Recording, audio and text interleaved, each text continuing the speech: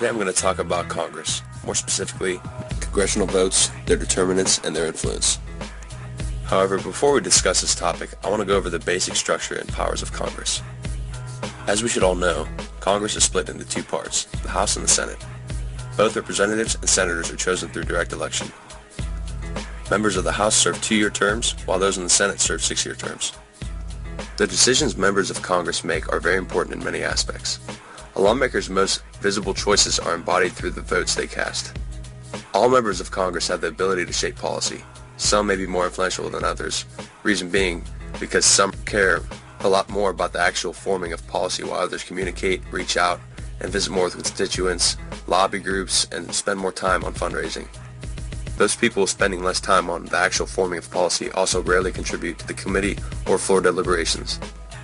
Now, when it comes to a lawmaker's voting record, they know them very well because their voting records communicate a great deal of information about their policy commitments to their constituents.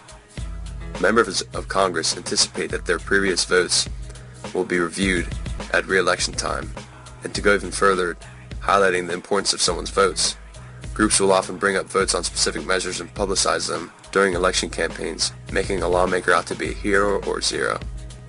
Now, as far as voting, what does an actual vote of a member of Congress actually mean? It's tough to say because the vote someone makes may not totally reflect their views. A few examples are firstly, voting against a bill hoping a better bill on the matter will later come along, and voting for a bill because you fear that if this current version doesn't pass, the end result will be much worse. In other cases, recorded votes can be completely misleading. Given the multiplicity of votes on many measures, lawmakers can come out on more than one side of an issue. For example, a member may vote to authorize a program and later vote against funding it. Lawmakers, however, face a dilemma. They must either vote their convictions and deal with the consequences or swallow their pride and vote for appearance's sake. And speaking of appearance, let's talk about determinants of voting. Several factors shape congressional voting, such as party affiliation, personal ideological leanings of a lawmaker, and the views of the constituents that a lawmaker represents, and even presidential leadership. Party affiliation is the strongest single link of members' voting decisions. Typically, half to two-thirds of all floor votes could be called party unity votes. Members of a party vote similarly because they are elected by many of the same sorts of constituencies and organized interests throughout the country, also because of their shared ideological commitments. Members of Congress cooperate with fellow partisans in part because their political career is directly related with their party's image. Members know that they don't win and lose elections solely as individual legislators. They need their respective parties. Another reason members care about the collective image of their party is because they want their party to control congressional majority, because members gain more power when their party holds the majority in Congress.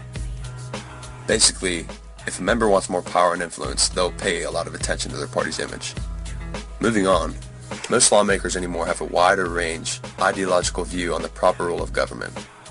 Both parties have ideological diversity.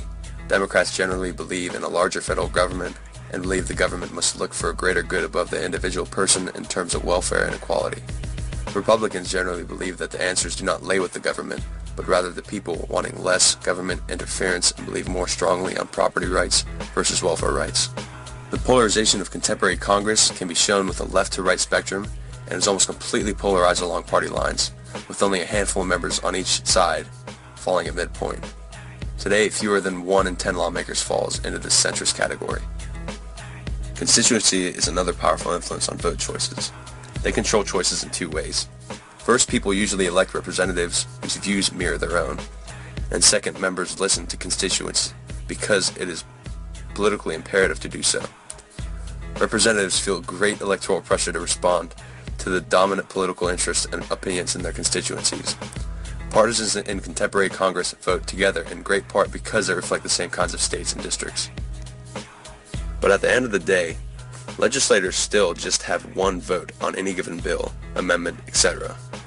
And members will have to decide how to vote on a bewildering array of issues.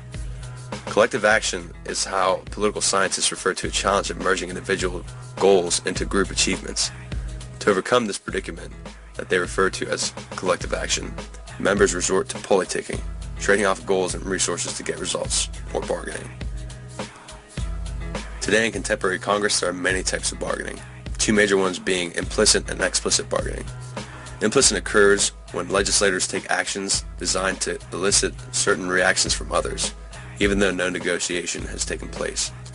Explicit has many forms, but generally is just making compromises. Another major type of bargaining is log rolling, where members exchange support so that all parties to deal can attain their individual goals. Those who enter into and stand to profit from a log roll are expected to support the final package, regardless of what the package looks like, making it very difficult to stop this type of bargaining. With all things considered, congressional deliberation is at risk today. With both parties unified and seemingly uninterested in debate or compromise, life on Capitol Hill has become pretty nasty.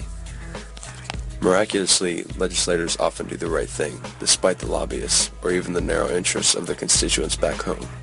But the constituents are the ones that legislators have to keep most in mind, as they are the ones that have voted them in and could vote them out if unhappy. Indeed, constituents are one of the strongest influences of all on a legislator's vote, and much so that it can be said that those votes are but a mirror to the views of the folks back home. And this is as it should be in a representative government of the people, by the people, and for the people. Thanks for listening, and have a great day.